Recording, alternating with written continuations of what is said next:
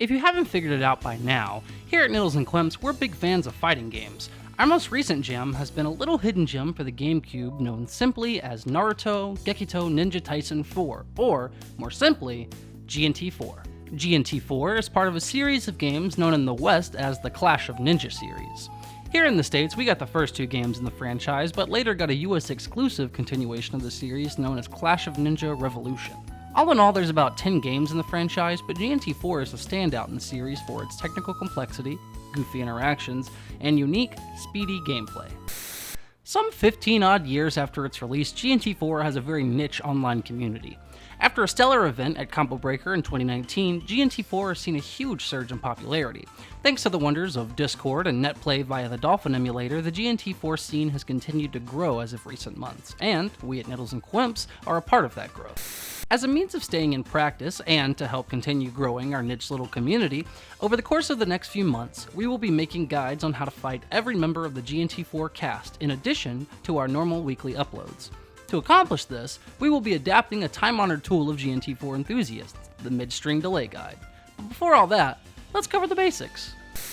GNT4 is a 4-button 3D fighter. Each character can throw with the Y button, activate their super with the X button, throw projectiles, with exceptions, using the A button, and use regular attacks with the B button. GNT4 uses a breaker system much like those present in Injustice and Killer Instinct, but this system is much more prevalent than in those games. Let me explain. The L and R buttons function as a sidestep left or right when in neutral, but when being attacked, pressing L or R will result in the activation of a breaker if you have at least 3 bars of meter. The left, referred to as L, K, and J, is a teleport to the back of the opponent. The right, known as R, K, and J, is a teleport with an attack at the end of it. If you RK and J in the air, you'll get an aerial smack that ground bounces the opponent. Attacks in GNT4 are performed in strings using a set number of button presses in a timely manner. If you go to the combo list of any character in the game, you'll find a litany of button string combinations laid out before you. These strings are the foundation of each character's moveset. However, they are not the limitation. Strings can be combined together, mixed with projectiles, and some are even cancelable. More on that later. Supers in GNT4 are unblockable. This is a factor of the game that gives it a unique sense of goofiness and broken gameplay that fuels the salt and drives the fun factor up. That isn't to say that there is no defense, however. Supers are susceptible to being jabbed out, sidestepped, K and J'd, and even tech rolled away from. Tech rolls are performed by hitting the A or B buttons as soon as you hit the ground, and you can roll in any direction you choose. Throws in GNT4 are particularly goofy. They come out on frame 1 and are extremely difficult to tech. Teching throws can be done by hitting any of the 4 main buttons within 3 frames. It's generally recommended to piano the buttons to land the tech in time. The Y button isn't only used for throws, however. Some strings in GNT4 leave your opponent in the air and your character on the ground.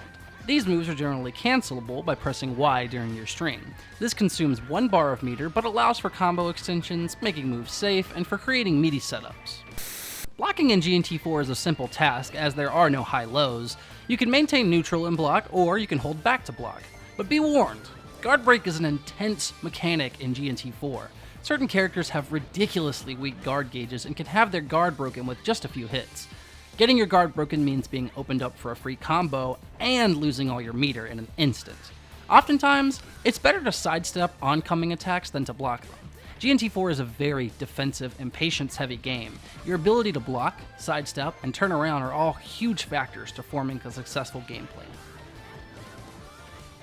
So there you have the basics of GNT4. I tried to keep it as succinct as possible while covering everything. If I missed anything, you can be sure it'll be covered in future videos. GNT4 is a 15-year-old game with a lot of tech and goofy interactions to discover. We hope you'll join us in that discovery. Hop on over to our Discord, link in the description, and come play a few rounds with us. All the details on how to get the game up and running are there, and there's no shortage of players eager to welcome new people into our community. Thanks for watching.